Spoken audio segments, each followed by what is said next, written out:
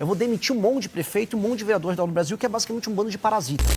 Para falar sobre isso, a partir de agora, com o Radar, já estou sentada num novo cenário, porque faremos entrevista ao vivo a partir de agora. Eu recebo hoje no Radar o pré-candidato à presidência da República pelo partido Missão, Renan Santos, que é também fundador e coordenador do Movimento Brasil Livre, presidente do partido. Presidente, pré-candidato, seja muito bem-vindo aqui aos estúdios do SBT News em São Paulo. Muito obrigado, uma honra estar aqui presente, um fã aqui do canal. Então, enfim, vai ser um prazer trocar ideia com vocês. Obrigada por ter vindo até aqui, pré-candidato. Queria conversar um pouquinho sobre o cenário que espera o senhor para as eleições agora de 2026. O senhor é considerado um outsider, alguém fora do meio político, e se coloca contra essa polarização que a gente vem acompanhando com os números nas pesquisas entre o presidente Lula e Flávio Bolsonaro. Assim como temos também outros candidatos à direita. O que te separa desses outros candidatos para além de Lula e Flávio Bolsonaro? Bom, primeiro de tudo, a minha história. Como você descreveu, eu vim do movimento político, o Movimento Brasil Livre, que há mais de 10 anos vem lutando contra a corrupção, organizou as maiores manifestações que derrubaram a ex-presidente Dilma Rousseff, lutamos a favor da Operação Lava Jato. Quando o Bolsonaro chega ao poder e começa a errar, e a gente começa a ver escândalos acontecendo no governo Bolsonaro, diferente do restante da direita, especialmente dos pré-candidatos à direita, eu não passei pano, nem eu, nem o meu grupo, e nós pagamos um preço por isso. Ou seja, se está cometendo erro, se está roubando, se está agindo contra aquilo que a gente considera correto, não importa se você é de esquerda ou de direita, a gente vai bater. Essa sempre foi a nossa lógica. Naturalmente, nós somos um grupo mais à direita. Defendemos livre mercado, defendemos que a polícia tenha a condição de ir para cima dos bandidos, sem aquela turma dos direitos humanos enchendo o saco, mas isso não nos impede de, quando vê o erro sendo cometido no campo político que a gente faz parte, na direita a gente também bater. Isso diferencia do ponto de vista dos valores. Do ponto de vista das ideias, a gente está defendendo uma reforma muito profunda no Estado brasileiro. A gente percebe que o Estado brasileiro é dominado pelo que a gente chama de centrão.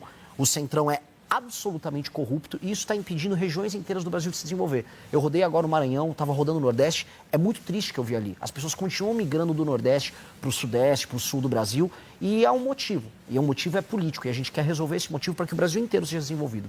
O senhor não quer conversar com um eleitor mais moderado, então? O senhor se classifica como extrema-direita? Não, eu me classifico como uma pessoa extremamente honesta e mais inteligente e mais preparada do que os demais. Eu não vou ficar só no clichê. Porque as pessoas ficam só repetindo palavrinhas, jogando palavras ao vento. Ah, não, olha só, eu sou conservador, isso, sou o cara de esquerda. Não, eu gosto do povo. Gosta de qual povo? O que é o gostar do povo do Lula? Quando você vai para o Maranhão, onde o Lula é muito bem votado, onde supostamente ele liga para aquelas pessoas, eu vi gente andando em cima de esgoto, dividindo comida com urubu.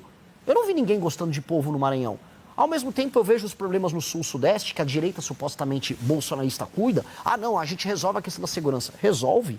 Os casos bizarros envolvendo morte de mulher, morte de criança, assalto, roubo de celular continuam altíssimos. Então os problemas não são resolvidos. A gente fica participando de discussões idiotas, né? Ah, eu sou verde e amarelo, eu sou vermelho, mas na prática o ladrão continua assaltando e você continua pobre. Então eu quero resolver esse problema, eu quero ir para cima. E não vou perder tempo com rótulos. Por não perder tempo com rótulos, eu acho que eu sou mais efetivo em focar nos problemas. Qual é o estilo do eleitor que o senhor quer focar durante a campanha? Olha, eu não recuso voto, então eu não estou, vamos dizer, buscando o eleitor A, B ou C. Eu estou falando aquilo que é verdadeiro. Eu tenho comentado que eu vou fazer uma eleição de sincericídios. Ou seja, quando eu vou para o Maranhão, eu não vou fazer o que todo mundo faz quando chega lá. Ô, povo bom, olha, eu vou tocar aqui um forrozinho aqui. Nossa, olha essa comida boa. Não, eu vou falar, olha, aqui no Maranhão tá uma desgraça a vida de vocês. Vocês vendem o voto, eu falo isso pro eleitor. Você vende o voto e eu vou prender você se você continuar vendendo o seu voto. Eu vou virar político. Se você comprar o voto da população, eu também vou te prender. A gente tem que ter leis sérias se a gente quer respeitar a democracia. Em tese, nos manuais políticos, o que eu estou fazendo é perder voto.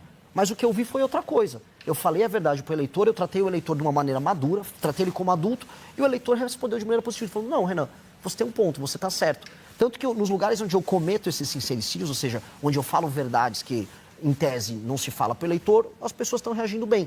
Então eu rodo o Maranhão, assim como eu vou rodar agora Santa Catarina, eu vou rodar todos os lugares do Brasil falando dos problemas locais, inclusive dos problemas do eleitor, porque o eleitor não é perfeito, né? A voz do povo não é a voz de Deus, no sentido de que o eleitor também erra, o eleitor também acredita em mentira, o eleitor cai em truque, e a gente precisa alertar o eleitor também para o próprio erro que ele comete. Mas o eleitor mais conservador, que pode ter o voto, né, no senhor, ele está preparado para algumas conversas, o senhor falou em sincericídios, né, algumas falas mais sinceras.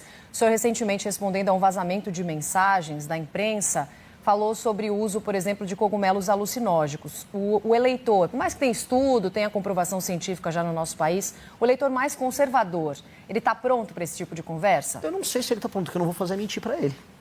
Né? Se eu precisar mentir para ele, porque ele não está pronto para assuntar B ou C, quer dizer que eu sou um mentiroso, quer dizer que eu sou um farsante. Eu não estou afim desse papo.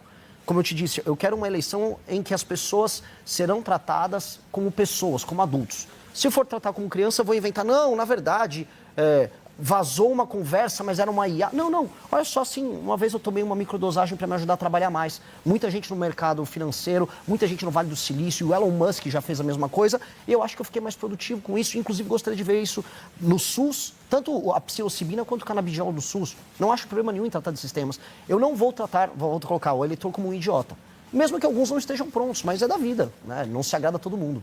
Candidato, vou colocar a nossa equipe aqui para fazer perguntas ao senhor também. Em Brasília, primeiro, o nosso Eduardo Gayer chega na conversa. Fala, Gayer. Oi, pré-candidato, bom dia, boa tarde já agora, obrigado pela entrevista. Queria ouvir um pouco o senhor a respeito de propostas. O senhor tem algumas propostas bastante ousadas, podemos dizer assim, como extinção de municípios, inclusive o senhor já chegou a falar sobre extinção do estado do Rio de Janeiro para formar ali uma cidade-estado. O senhor vai poder também me explicar um pouco melhor o que seria isso, mas muitas dessas propostas ou exigem mudanças na Constituição, o que por si só já precisa ter uma base no Congresso para aprovar. PEC é algo que demanda 3/5 de votos na Câmara e no Senado em 2 turnos. O senhor é um partido que ainda está começando, então teria de formar uma base, queria entender como seria isso. E a questão de extinção do estado do Rio de Janeiro, tem gente dizendo que nem na Constituição dá para fazer, porque seria ferir cláusula pétrea, que é o atual modelo federativo. Então o senhor teria a proposta talvez de uma nova constituinte? Como seria isso? Suas propostas, elas são factíveis de verdade no Brasil? Tudo bom, Gayer?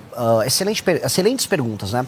Sobre os municípios e depois sobre o Rio de Janeiro. Sobre os municípios, o que eu proponho é a fusão de municípios. Isso é permanentemente plausível, não é cláusula pétrea da Constituição, você vai ter que alterar via PEC. Alterar via PEC, se eu precisar fazer uma reforma fiscal que todos os pré-candidatos a presidente vão precisar fazer, será via PEC. Se eu precisar endereçar boa parte das questões que envolvem alterações às leis penais, leis de processo penal, algumas delas terão que ser via PEC também. A real é que, infelizmente, a nossa Constituição, como ela abarca tudo, ela faz o que você tenha que fazer PECs, como você mesmo citou, para tudo. E o próximo presidente da República terá que fazer isso. Eu, assim, o farei. E eu acho que nós precisamos fazer um governo muito reformista que altere a dinâmica. E por que eu quero fundir municípios de maneira clara? A maior parte dos municípios brasileiros não se sustenta e são muito mal administrados. Município pequeno, que é mal administrado, tem baixos indicadores, números de desenvolvimento humano, números de saúde, saneamento básico, educação, tem que se juntar com outros municípios e ter um prefeito só e 9 vereadoras. Eu vou demitir um monte de prefeito e um monte de vereadores do Brasil, que é basicamente um bando de parasita.